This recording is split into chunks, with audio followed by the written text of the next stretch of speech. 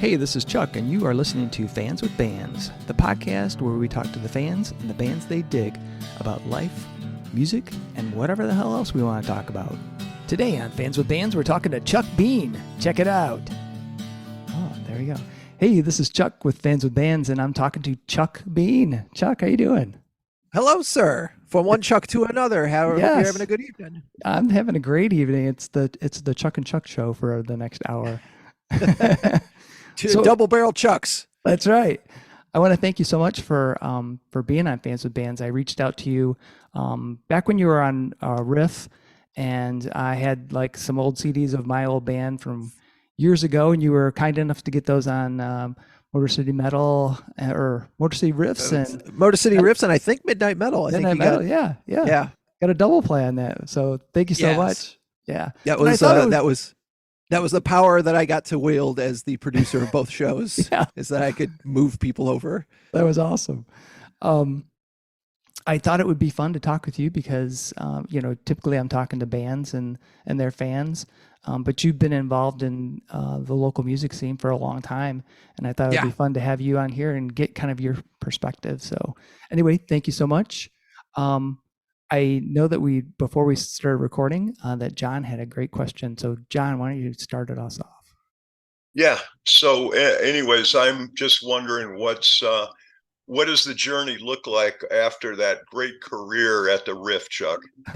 Well, right now I'm trying to take it a little easy because I had some medical issues over the last couple of months, but thankfully I feel I'm kind of past a lot of that.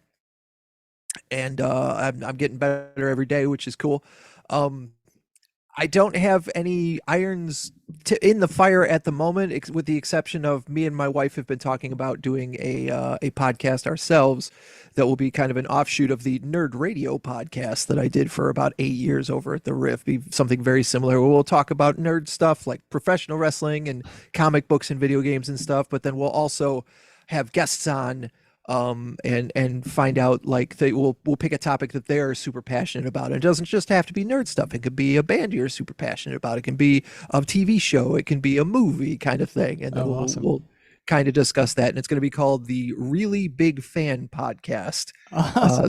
So you can follow that right now at Really Big Fan Pod. We set up a Twitter account and a Facebook account. We're on Twitch, which is where the show is going to be broadcast once we get all our ducks in a row, and then it'll be put out on YouTube, and then it'll be put out as an audio podcast too. So that's the only thing I've really got in the works right now. But I'm trying to keep myself open to anything that my skill set is good for, which is obviously audio editing and producing and doing stuff like this. Yeah, awesome. John, Jay, or Jennifer, do you guys have any other questions? No, not really. All right. I've known Chuck for a couple years now. Nice. Just a few. It's funny because Jay is actually the singer in the band that I was in, the Longest Drizzle. Oh, Drizzle. Yeah. So are you still up in Standish, Jay? I am. I'm actually currently sitting in the living room right now, not doing excellent anything. just sitting around in the Great White North. Not a ton to do up here, man. Yeah, for sure. Lay back. I like it. Yeah, nice. I did see that, Chuck, that you had been in a band, Drizzle. So which instrument did you play? And I think that was a cover band, right? Or no? Well, so we did do some covers, but we did a lot of originals as well. Oh, nice. I was the guitar player. Jay was the singer. We had a second guitar player. His name was Mike. Our bass player, Ron, recently moved his family to Kentucky and had a house built and is good stuff. And then our drummer, Dave, is still in the area. He's constantly throwing me a text and being like, "Hey, you want to get back at it? You want to get back at it?" And I'm like, I have the time, man. I was at when I was at the station, I was working 3 jobs just trying to hold everything down. So, man, that's crazy. Once, if the time ever presents itself again, I definitely would be open to doing it again. Cool. Because I was going to ask you, are you still playing? But I try and keep my skills kind of limber. Last year, I decided what I'm bad at New Year's resolutions.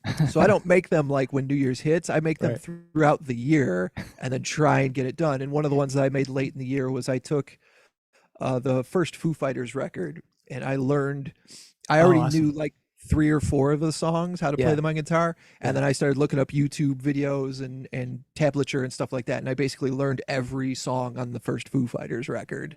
Excellent. Front to back, which was a lot of fun. It was interesting to see how the chords worked, how some of the songs were in a tuning that I never have heard of before. And then there were songs that like I've heard a million times and I really liked, and it was cool to figure out, what the guitar part was like and then learn to play that. That was a lot of fun. Yeah, that is awesome. So I don't have one for this year yet. So I don't know. It's just maybe I'll pick the second Foo Fighters record or something. Right. There you go. Just work your way through the catalog. Yeah, I'll just become really good at playing the Foo Fighters stuff. So I wanted to kind of back up and learn about like how did you get into broadcasting? What was the motivation for you to start doing that, and how did you get into it? So around 2010, I had been married to a very nice lady. I'll call her a very nice lady, for maybe like 6 or 7 years, and things were kind of falling apart in our marriage, and so we were going to get a divorce. At the time, I was doing a job where I was driving around the city of Harper Woods, and I would leave tags at people's doors if their grass was too long or if they put the garbage out and it was out for days and days. So I would listen to a lot of the radio, and I would hear the Specs Howard ad, as well as listen to like the Drew and Mike show, or listen to Jay Towers and Bill McAllister when they were over at 97.1 before it was a sports talk station, when they were just kind of doing regular talk. But mainly listening to the Drew and Mike show, there were always producers in the background that were like, feeding them lines and stuff. And I thought to myself, I don't know if I can talk on the radio, but I could do that. And if you could get paid to do that, then I want in. Yeah. So I went to Specs Howard and I took the tour, and it sounded cool, and I got the student loan that I'll never be able to pay back. And the 8-9 months that I was at Specs Howard was a blast. It was so much fun. And while I was there, after 2 semesters, they would let you do an internship. And somebody that was in my class, that joined the class after the second semester, had just finished an internship with Trudy Daniels over at the Drew and Mike show. She was their news person, and said, "Hey, like I can put your name in and get you in." And I was like, "Yeah, absolutely. That sounds great." Right. So I sent them my resume, and he reached out and let their producer know that like her producer know that like, hey, this guy wants to be in.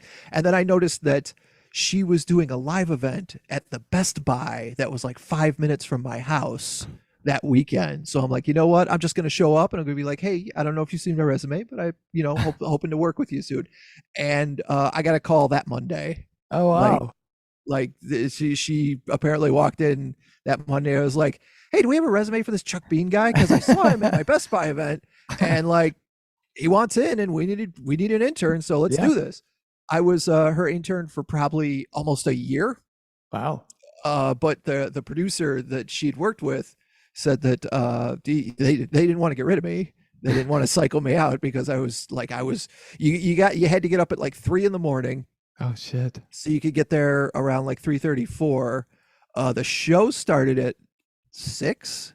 So yeah, we had to get there at 4 and then start watching the Channel 7, Channel 4, Channel 2 news, looking through the newspaper, finding like what are the things she's going to talk about when she comes in. Yeah. And then she would come in like a tornado and like write the pieces, ask for stuff. And it was kind of just like, it was fun to be in the room. Yeah. Because like you would get as much done as you could before she got there. And then when she walked in, you would move away and let her start writing what she was going to say when she sat down to do one of her news segments. And at that point, I would, get on my laptop and, we'd be looking at our phones or something like that. And she'd be like, hey, how long has Kwame Kilpatrick been in prison? And you just quickly find that and spit it out so Right. that she'd have that information on hand. And then when she would go in to do her news segment, we would continue to monitor what was going on the television news and Yeah. see if we could pull down audio that she could play while she was in there. And then we had a way to communicate through text back and forth. And the program we were using is called News Boss. And that was just, it was fun. It was like, you would think getting up at 3 a.m. sounds abysmal, but I tell you, you get up at 3 a.m, and if you can have the energy, your day is done by 11 or 12 o'clock. Oh yeah, I guess. Noon. Yeah. You go home, you take a nap, and you're good to go until like 10, 11 o'clock, until you got to just get up and do it all over again. Crazy. But yeah, so, and it was, working at the RIF was like, that was the first thing I did out of like 10 things. Like it was just this like moving up the ladder kind of thing. Did the the classes and stuff you took at Spec Howard's, did that at all prepare you for when you got into be an intern? So I'm thinking of school, like sometimes you take classes and they don't really have an application until you get into the workforce, and then you're starting to do it and you go like, I knew a little piece, but basically nothing. So, like any schooling, I would say that the equipment that we were using was definitely not up to date as far as preparation for what you were going to use when you got into the actual job. But I think working or going to Specs Howard was great because it does prepare you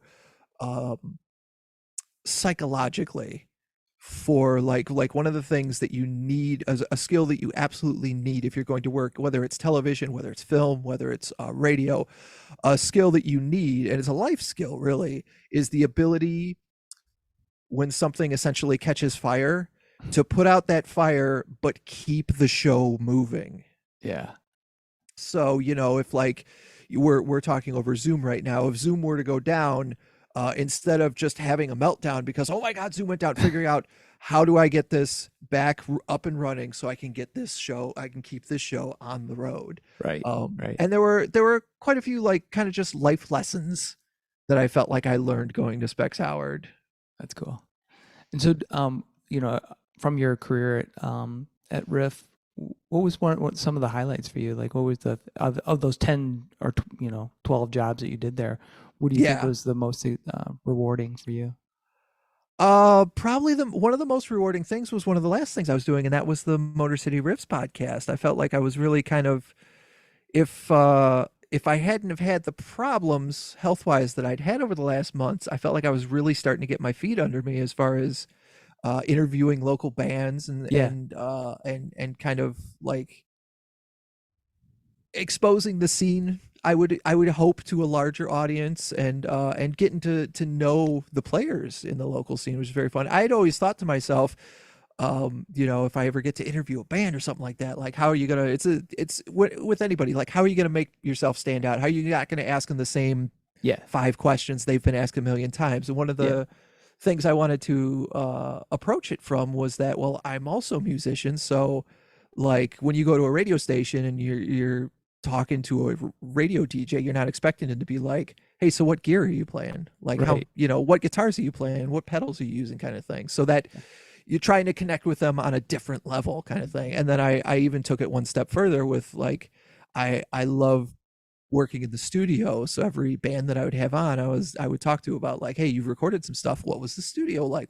How does songwriting work for you? Because I know how songwriting works for me and for Jay, but everyone's different. So it's interesting to see how different musicians approach the job of being a musician. So doing the Motor City Riffs podcast was really fun. Getting to do Motor City Riffs on Sunday nights was a lot of fun too, because it was like essentially being given an hour and saying, fill it. Yeah. Here's an hour, you got 14 minutes of commercials and you've got 46 minutes to fill with music. So that was really a lot of fun. Even doing Midnight Metal, like I'm not big into metal, so Al Beck, who's the host of Midnight Metal, like he would pick a lot of the stuff, but then he would also, if I threw in like, hey, can we play this Motorhead song? I'm a big fan. Hey, can we play Red Fan by Metallica? Because I really enjoy that song. He'd be like, yeah, all right, I'll find a spot for it, kind of thing. So yeah, getting to do production work was really what I got into radio to do, whether it was commercial production or doing the production on the shows and stuff like that. But I just kind of fell into doing the podcasting and hosting and being an on-air personality. I'd say probably for about 10 months in 2020, I was 7 to midnights Monday through Friday. Wow. How I got it wasn't exactly how I would want to have gotten it, but it was really interesting, especially during that time period. Yeah. To be the guy from 7 to midnight. And you're talking about the middle of COVID, the COVID breakout. Couldn't think of a better job to have than to be in a room by yourself where you only interact with like 2-3 people face to face. Like, I guess I'm safe. Right. So you mentioned like when you were first thinking about going to Spec Howard, you were thinking, I can do the producer and I'm not necessarily sure I want to do the on-air, but then you eventually were doing more of the on-air stuff. Was that a hard shift for you? Did you feel comfortable doing it? Or do you feel like, are you an extrovert or an introvert? How do you feel that works for you? I am very much an introvert. I very much like being, I've got my circle, and I like my circle, and then like just having, like I said, I mentioned I have like now I'm down to 2 jobs.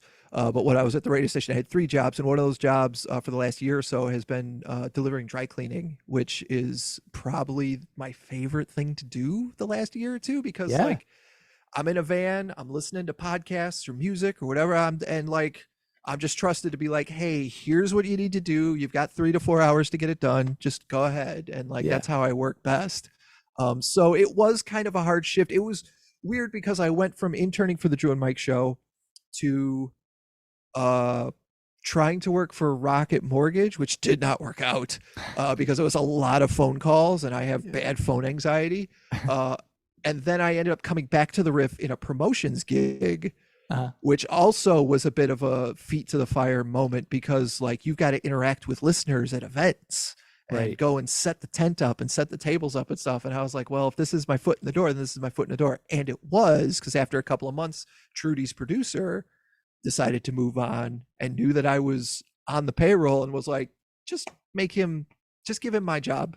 Like, he was the best intern we ever had. Just give him my job. And that's what happened. And then a couple of months later, the Drew and Mike show ended up, finishing up. And then Dave and Chuck the Freak came in and they needed a phone screener. So, all right, I'm here. And eventually it turned into, hey, we need somebody on weekends. We need somebody to board op when somebody is out at an event. Hey, we need somebody to do overnights. And then, like I said, it just kind of snowballs into, hey, Screamin' Scott needs 7, his Monday off. Do you want to do 7 to midnight? Okay, sure. And it just snowballed into this thing where it's like, that was one of the life lessons I was talking about when you go to Specs Howard, is don't be afraid to say yes. Even if it's something that you don't quite know that you're ready for, just say yes. The worst that could happen is you mess up and they move you out of that position and put somebody else in it, and it's life. It's one of the things, one of the people that taught me at Specs Howard used to say is like, the great thing about radio is it's not brain surgery. So if you screw up, nobody's dead. That's true. That's a good philosophy to have. And it's just in life generally, to kind of like stop and take a minute and go like, if I mess this up, does anybody die? No. Okay. Then let's give it a shot. Yeah, I always used to say, we're not flying the space shuttle, so it's don't worry. Exactly. It's all gonna be that's good. Something Jay can attest to. When we were younger, we were in our 20s and I was in the band, that I definitely didn't have that mindset. I definitely had kind of a perfectionist mindset of like, every note needs to be right. Every line needs to be correct. When we play live, it's got to be perfect. And boy, oh boy, did that not work out for me. No, we got to the point where we were, we'd all kind of agreed, this is, if it stops being fun. Yeah. Like, so once we get older, if it stops being fun, then let's not do this anymore. Yeah. And that was that's something that I'm sure Jay can attest to as well, is that it is interesting because we were Drizzles together for like 25, 27 years on and off. Wow. Awesome. And we would go through phases where like we would grow apart and we wouldn't practice and we wouldn't have any shows and we wouldn't do anything for I don't know, sometimes years at a time. But then we would come back together and we would try it out. And like, it's fascinating how much different a person you are, even from like your 20s to your 30s, much less your 30s to your 40s or your 40s to your 50s, and how much like little things that used to drive you up the wall now just like don't matter. Like you become almost nostalgic for it. Right. Awesome. So are you guys going to get back together then? I mean, as the four or five of us are still alive, so anything's possible. Yeah, I mean, I couldn't say that I would never. I don't know about like playing shows and touring and stuff because I'm missing a leg Right. now. So, but as far as I don't know how to write with anyone else. I really don't. I can't even write effectively by myself because I would write with Chuck and he would just come up with he'd have whatever he had, and I'd be like, all right, what is that? That's at the chorus of the verse. This is the chorus. Okay, keep playing until they stop. And then you do that, and then okay, go to the verses. And I'd be like, okay, don't stop, keep playing until I tell you to stop. And as soon as you say or whatever he was playing, I can't write fast enough. Like the lyrics are coming out of me so quickly that I have a hard. It looks like chicken scratch. Yeah, it looks like chicken scratch anyway. But that's I don't know how to write with anyone else. So I mean, I would definitely, absolutely 1000% record again. Yeah, for sure. Yeah. awesome. And that's going back to doing the Motor City WRIF podcast. That's one of the things that I was fascinated by and why I love, talking to other local musicians is to see like, I know how songwriting works, with me and Jay. How does songwriting work for you? Because everybody has a different way of approaching it. And some are trained how to do it and some just figure it out. Yeah. Yeah.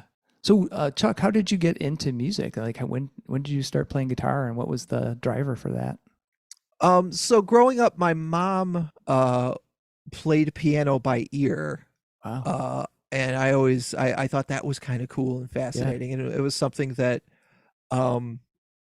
eventually, I think when I was in like middle school, I talked them into buying me a keyboard and just trying to like plunking away at it and trying to figure out how stuff works on the keyboard. And somewhere around the like 1990, 1991 is when I really fell into watching MTV a lot during the summer. And I saw like Faith No More's Epic was a big song during that summer.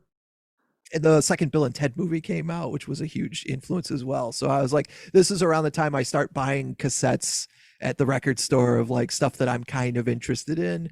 Yeah. And I learned by ear how to play some Faith No More songs, some like Van Halen's, Sammy Hagar era.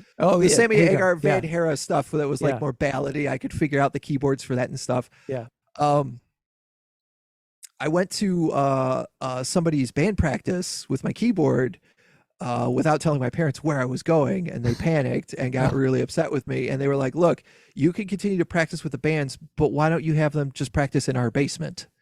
And I said, okay, sure. And everybody else was cool with that. Right. So, all right, we got a place to practice. And then everybody would just leave their stuff in our basement.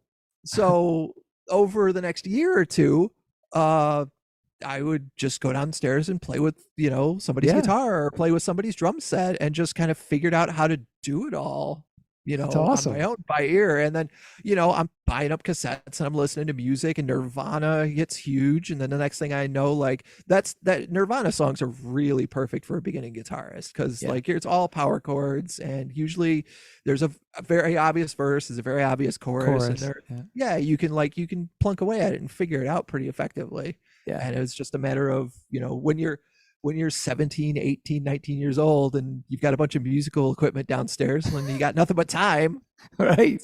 You figure it out. Yeah. Awesome. What was the first album that you bought or cassette? Ooh, that is so there's two answers really, because there's the actual answer that's like, this was the first one. Right.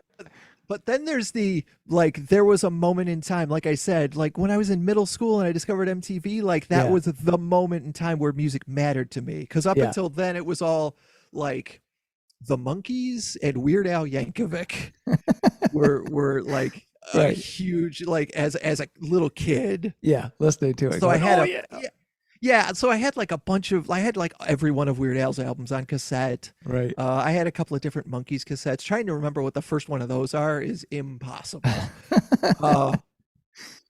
but I think the soundtrack to Bill and Ted's Bogus Journey might be like the official right here. This is the beginning mode. This is the moment where Right. music is going to matter to you in a way that it did not matter to you before for the rest of your life. Yeah. And it's really funny because I can still remember I remember getting that cassette, and then I think the next one was Faith No More's The Real Thing.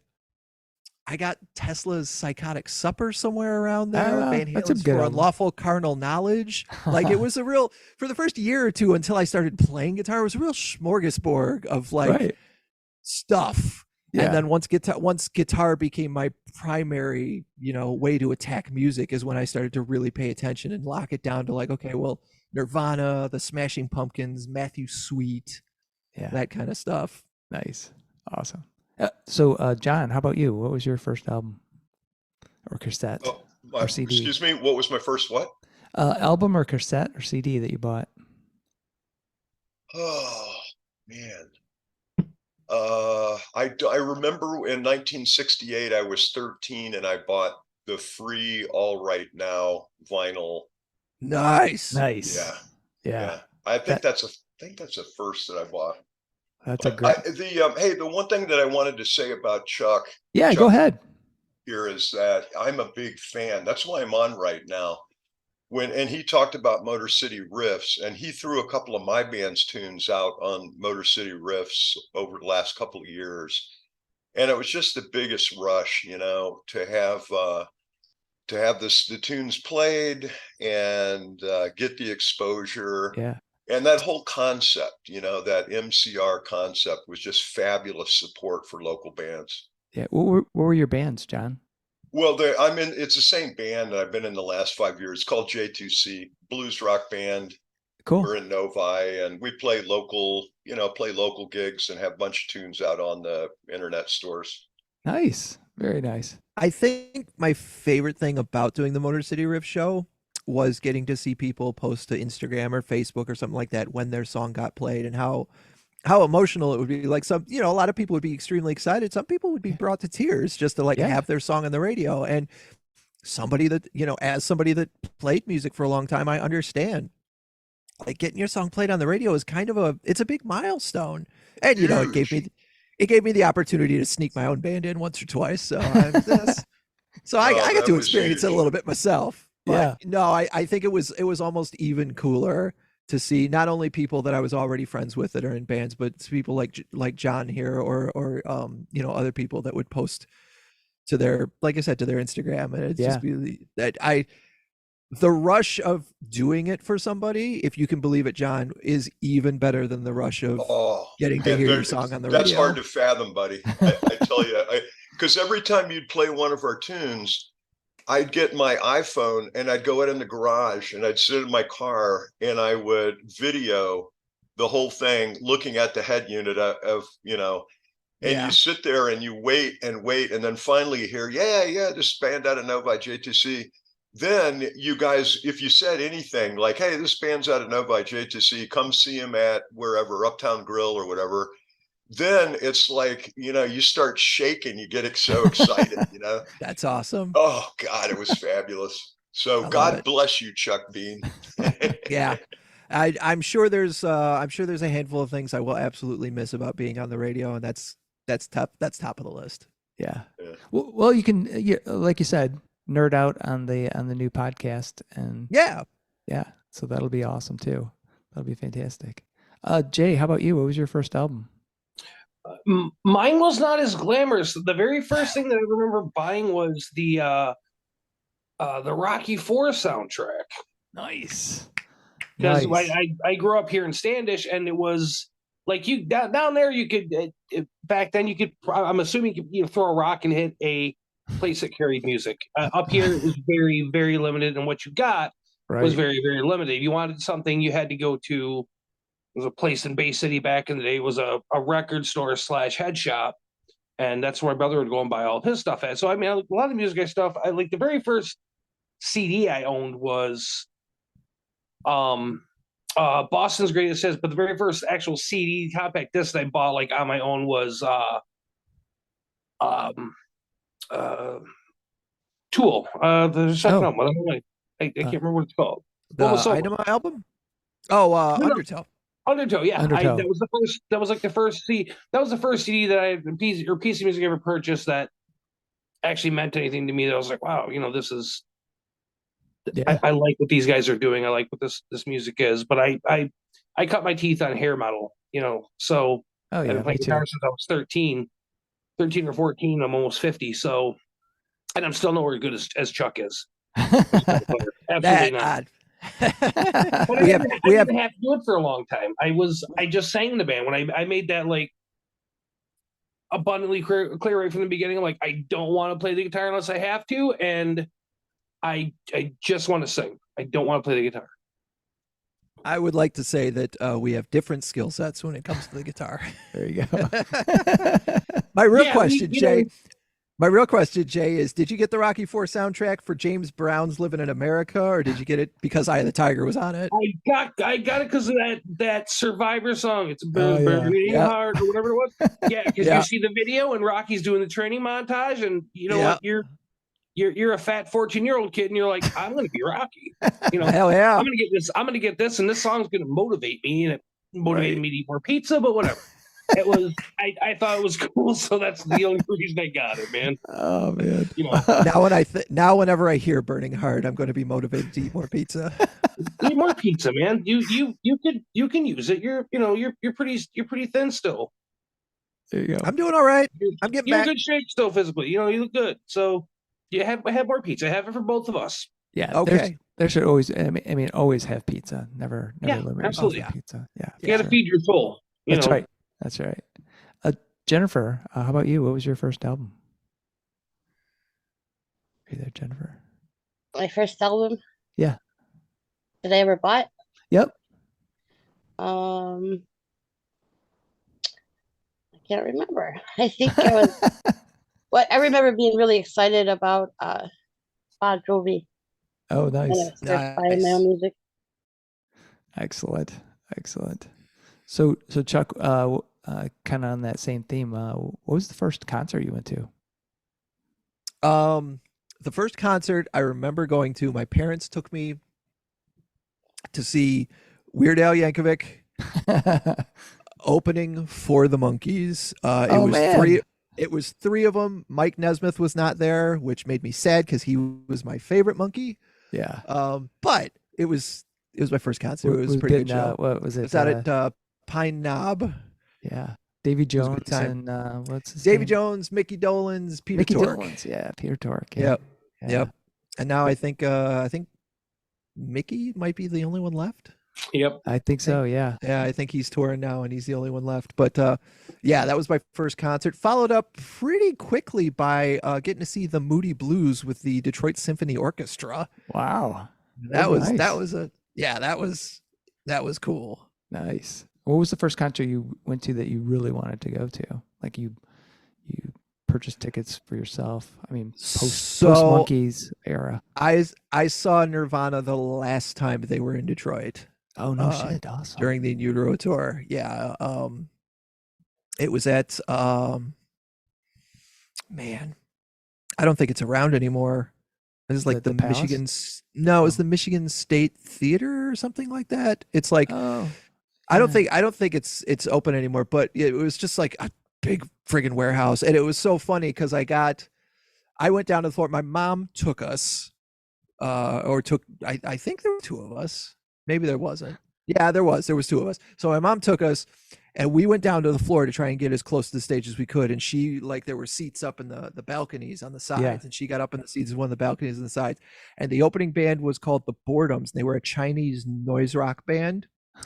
And within one song, I went from the floor. I went and found her up in the stands, and I was like, I'll stay here. Like, it's loud and people are swinging on each other down there. And like, I want to actually see the show that we paid to see. And that's what I did. I stayed up in the thing and I watched, which is funny because like that set the tone for every show I've been to ever since. Like now I don't even try and get as close to the front as possible. Like I walk in the room and I start scouting for like, where's the best place to actually see this? Yeah. Like when the Palace was still standing, I went and I saw the Smashing Pumpkins there a couple, like maybe 10 years ago.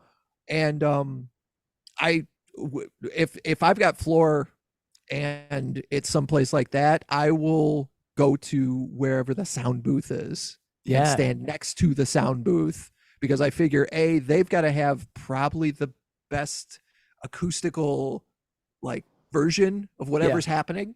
Yeah. Not thinking that they probably have headphones on so they can hear it from the board. Right. But also sometimes they'll have the set list, so you can kind of like glance over and see like, are they playing my favorite song tonight? Right. How many songs are there? Kind of thing. Yeah. And they usually have a pretty good line of sight, you know? Yeah. Yeah, that too. Yeah. So that's typically, like I said, now whenever I go to any concert, it's just like, okay, where am I going to be able to see this the best? Yeah. Was that the state fairgrounds, maybe? That's it. The state fairgrounds. Yeah. Yep. Yeah. Because I saw Jane's Addiction there. I remember that place. Nice. Yeah. Very cool. That was fun. So. Do you remember who opened? No, actually, No. I don't. I just remember It must Jane's not have been Addiction. important. Yeah. They had these two like stripper poles set up on either side of the stage, and these girls dancing in there, and Jane's Addiction doing their thing, and I think Flea was on bass at that time. Interesting. Yeah, it was cool. It was fun. Yeah, it's fascinating. Yeah. There was a bar down in Mount Clemens that Drizzle played at that had those like the cages for the dancing girls, and I just set my pedals up in one of them, my guitar pedals, and I just played out of one of them because I'm like, when am I going to get another opportunity to do this? Right. The Hayloft? Yeah, I probably. think that was the Hayloft. Yeah, I remember playing there. Yeah, it does sound like the Hayloft. What was the other place? The Emerald, I think, right? Emerald. Yeah, the Emerald Ballroom. The Emerald Ballroom was awesome because it looks like where they shot the Pearl Jam Even Flow video. Yeah. Yeah. But it's also so big, unless you're a national band, there is no way to make that room not feel empty. Yeah. Yeah. Like I never saw a local band there that you couldn't look in a particular direction and just see empty seats. Right. Oh man. Jay, how about you? What was your first concert? Oh Jesus! I think it was the first like actual like concert I went to. Yeah. Was on Hart Plaza, and it was the guitar player for Triumph. I don't know how I even ended up there. I was with some friends, and we ended up down there, and I was like 17 because up at that point I lived here, and there's no bands here. Nobody comes here really. I mean, and I wasn't trying to go see live bands when I was 16 or 15 or whatever. I was too timid and scared, but it was Rick Emmett, right? Yeah, Rick Emmett. That's what it was. Yeah. Was Rick Emmett down at Triumph or at Hart Plaza for some musical festival thing that was going on down there. It was cool, Awesome. My first time experiencing something like that. Yeah, hell yeah. And Rick Emmett's awesome. Yeah, it was really good. There was a ton of people. So yeah, cool. Yeah, it was a good time. John, how about you? Same year I bought that Free album. I saw the box tops for $1 at a local church. Nice. But more interestingly, I got to tell you, best concert I ever saw. 1974, I was a sophomore at Virginia Tech, and I saw the Who in a small venue. But even more interesting than that, I was 12 when I lived in San Francisco, and I'd sit outside the Fillmore with my buddy, and we'd watch the likes of Jim Morrison, Jimi Hendrix, Ian Anderson from Jethro Tull, the Airplane, all those guys walking by us. Wow. And I'm a Navy brat, and they all have long hair and beards. And I go, why do they have such hot chicks, with all and then literally like 3 years later, I look just like they did. Oh man, John, that's awesome. Holy crap. Which so 74 Who would have been like what? Is that Who's Next? No. I'm thinking Who's Next was 77. Okay. Oh no, wait a minute. Who's Next? Oh, you could be right. Yeah, maybe you're right. Yeah. But I mean, I remember, and like Chuck was talking about the stage, and you get older and you don't want to be, but I was a sophomore in college, so I ran, I was pinned up against the stage. I was right there. There's a bunch of people squishing me from behind. Oh yeah. But Townsend was throwing pitchers of beer out on the stage and sliding on his knees, not missing a lick, Wow. 5 feet. During his slides, he's 5 feet from me, Oh man, that's awesome. So yeah, that's cool. super cool. Yeah. Jennifer, how about you? What was your first concert?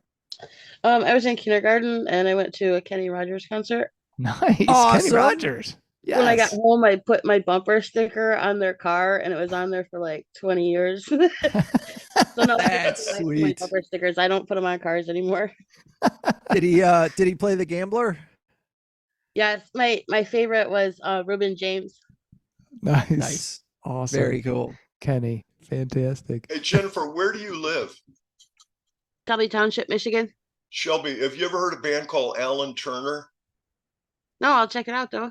Yeah, they're a Kenny Rogers tribute. They do really well. I mean, I'd say Alan Turner, look them up, Steel Horse Band or something. But if you like cool. Kenny Rogers, I think you're gonna like these guys. Oh, Cool. thank you. Awesome. So, Chuck, if you could have a beverage of your choice with somebody alive or dead, who would that be, and what would you want to talk to them about? Wow.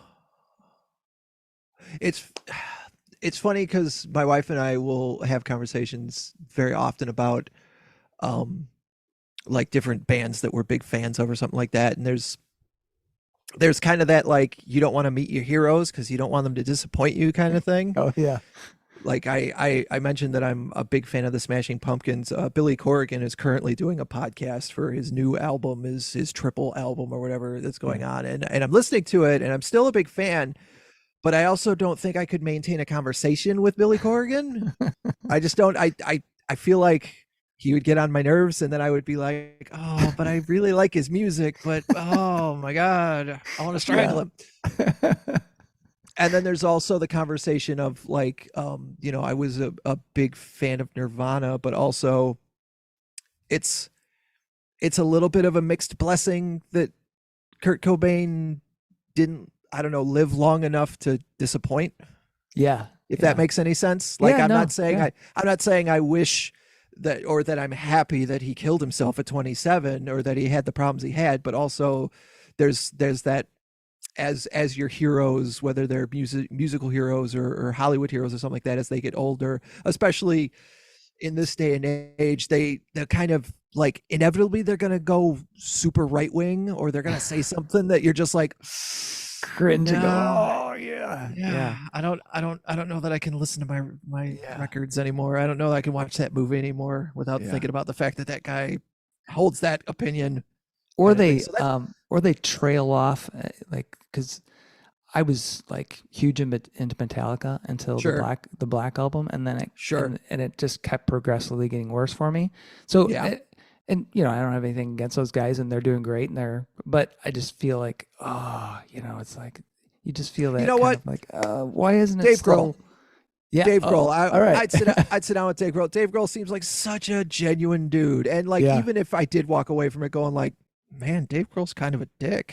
Like, you got to hang out with Dave Grohl. Like, I'm betting that my odds are better that I'm gonna have a drink with Dave Grohl and walk away with it going like, guy deserves everything he's got. What a good dude. Yeah, awesome. Jay, how about you? Same question. Who would you like to hang out with and have a beer or a soda or a coffee or whatever you like to drink? Oh, it would be beer, and thinking about the way Chuck answered his questions, I'm a huge country fan. Nice. So I possibly Garth Brooks, but what if he's a right wing prick? I don't want to know that. James Taylor. James Taylor is one of my all-time biggest musical influences. He's how I learned how to do harmonies. Oh, nice. Was harmonizing with his vocals. So him, but I would have to agree with Chuck. I think it would be Dave Grohl because he just same reason. He just seems like such a genuine, nice guy. I think if you want to get a good feel for how he is, watch the show Hot Ones and watch the episode that he's on. It's great. Yeah. And he gets the host pretty drunk. he keeps making him drink whiskeys and cokes or something like that. And by the end of the episode, Chris Evans, or Sean, whatever his name is, the host, he's drunk and he's hugging on Dave and loving on him and stuff. And I think that's just he just did this barbecue thing where he I saw that 12 or 16 hours straight or something like that for just to do it because he's a cool guy. I mean, that's really the reason I wanted to get into music. Yeah. I didn't want to be this famous guy. I didn't want to be the Stones. You know, I didn't want to be 80 years old out there strutting around like Mick. I wanted to get into music to help people and help other bands, and kind of like what Chuck was doing with, you know, Motor City, kind of getting them out there and finding talent and stuff like that. And I think Dave Grohl has the ability to do stuff like that, and I think he would do that for sure once he's done being a musician or touring and stuff. I think I think he definitely has the power to do it. He has the pull to do it, you know. I think there's probably plenty of bands that he's done that for, that he's like, he's heard something, he liked what he hears, and he puts them in front of the right people because he knows like these guys got it. Yeah. And that's exactly what I wanted to do. And that's why I look up to the guy and I really admire him, because I think he's got the kind of personality that, like you said, I'm sure he's done that already and would love to do that and would continue to do that, because he knows understands what good music is, and he sees good music, you know, musicianship from people. And I would have to say probably me, Chuck, and him sitting down, having some drinks, at least a Pepsi or something, you know. Oh yeah. Are you kidding me? And then we would just make him write an album with us. I'm sure it wouldn't be hard. It seems like anybody that sits down with Dave Grohl and has the ability to pick up a musical instrument just eventually ends up jamming. That's right. Yeah. And he's like, well, let's put an album out. Why not? Just, you know, and then I'll barbecue food for people, and then, you know, maybe make a movie or whatever. Yeah, he'll invite you out to what is it, 606? Is that what it is? Studio. I think it's Studio 606. Yeah, where he's got that board and everything. Yeah, awesome. It would definitely be Dave. I think Jay was talking about country musicians, and it dawned on me, if it was somebody that wasn't any longer alive, I think it would be cool to meet Johnny Cash. Oh hell yeah. I'd be a little bit afraid to talk to him because I just wouldn't know what to say to him, because he's such a But yeah, for sure. I'd ask him how that boom chicka boom drum thing works, because I don't get it. I don't understand it. Right. Or what was it like being in, you know, Folsom Prison, you know, that show. Yeah, it's wild. Yeah. John, how about you? Who would you like to talk to? Well, I'll tell you after I talk about Dave Grohl. All right. So Dave Grohl went to my high school. And, yeah, I told you I was a Navy brat. That's why I was out in San Francisco. My dad was stationed at a Naval Air Station in the 60s. But then when I was 13, I moved to Washington, D.C. He was stationed at the Pentagon. Yeah. And Dave Grohl went to Thomas Jefferson High School, which is where I went. If you ever look it up, it's in the news all the time. It's a magnet school. It wasn't back then. Mm-hmm. But Dave got thrown out of there because all he could do is smoke weed all day, and he just couldn't go to class. And then he had a history of that. He kept getting thrown out of other high schools in Northern Virginia for weed smoking. I'm not sure he ever graduated. Maybe he got his GED or something. Yeah. But anyways, so my favorite artist would be Clapton. And not only because of how he, you know, influenced the guitar world and music. I especially loved his stuff when he was with Cream and even before that. Yeah. But if you remember the song Tears in Heaven? Yep. Yeah. Yeah. Okay. So he wrote that about his son, Connor, who passed away. He wrote that song. Now, my daughter passed away 1 year before. Oh, wow. So when he wrote that song, I couldn't even listen to it. Tears would break. I just turned into a ball of tears, you know. Took me like decades before I could actually listen to the song.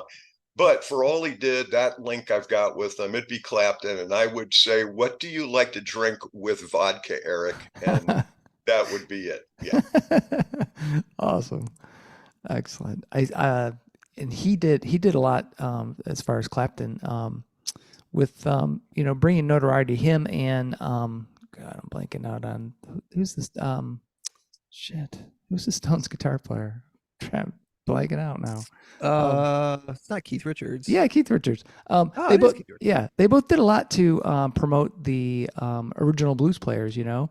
And when I saw Clapton's Crossroads in Chicago, like, I don't know, was it 15 years ago, maybe more, 2010, he had like BB King out there and how much BB King loved him, and he had Johnny Winter out there. He had there was another dude, but it was really cool how it would be fun to talk to him about that, you know, like he got into the blues and, you know, those artists that influenced him. That's pretty cool. Jennifer, how about you? Who would you like to talk to? I would love to talk to Prince. I love the Nice. way that he's so creative with his songwriting, not afraid to make new sounds, and he's all about being himself. Yeah, for sure. Yeah, Prince would be great. That's a great answer. Yeah. Yeah, that's another person I would probably be afraid to talk to though, because I'd be like, Yeah. you know, he's such a musical powerhouse. You know, it'd be like, you know, Michael Jackson too. You know, some or Stevie Wonder. Those dudes. It's just like, how did you get this good? You know. Yeah, yeah. It's the kind of thing that like I was saying before about like when you're 17 and you've got a bunch of musical instruments and nothing but time. It's easy to figure out. Like if you're on tour and you've got nothing else to do but sit there and play the guitar, then it's Right. not that hard to get really good at it. No shit. So Chuck, you got the podcast coming up. Any other things in the works? Pretty much the focus. Yeah, that is it. I mean, I've trying to. I worked at the RIF for about 11 or 12 years, and that's about 11 or 12 years with very little days off, very little no vacations. You're talking like probably 6 days a week doing something. Yeah. So I'm trying to take it easy. I'm not good at it. So I'm already, putting out applications for jobs and stuff and getting phone calls and setting up interviews. And so, but nothing, I'm just trying to see where the good Lord wants to put me at, awesome. at 45 years old. I've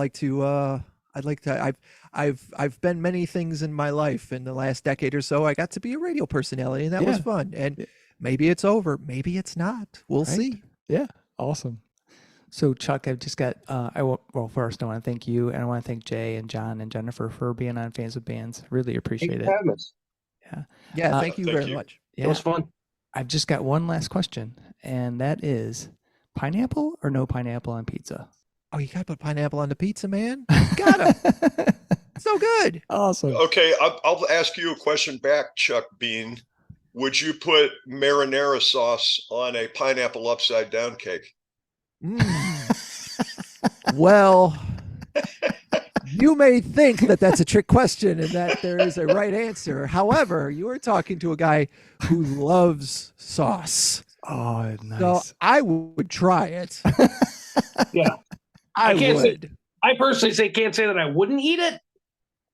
I don't know that I would put it on the whole entire cake, but I'd be damned if I wouldn't take my piece and dip it in the sauce and try it. Right. Pizza is a strange animal for me because I'm lactose intolerant. So I love me some Little Caesars pizza. Yeah. But I got to peel the cheese off. I got to do what I call pizza surgery as soon as I get it home. Yeah. Get that cheese off of there. So I'm all bread and sauce, man. So like marinara sauce, yeah, I'll try it on whatever I want. Anything you got. Let me dip it in some sauce and see what it tastes like. Awesome. Jay, how about you? Pineapple, no pineapple? Preferably for me, I get a pizza. I have pineapple on it, right? Yeah. And then I have a bunch of extra pineapple chunks to put on top of that with extra sauce that I'm going to eat and shove into my fat face. And I'm going to be so happy about it. I'm with Chuck on that, man. I'm all about the sauce, man. I could we owned a pizzeria up here when I was a kid, and we have my father's sauce recipe and stuff that he used, and I could just eat that. Nice. With a spoon. I don't really have to have on anything. Excellent. So, that's my answer on pineapple pizza. Nice. John, thank you, how about you? Well, I think the question I asked Chuck was kind of rhetorical in as much as I think you got my answer.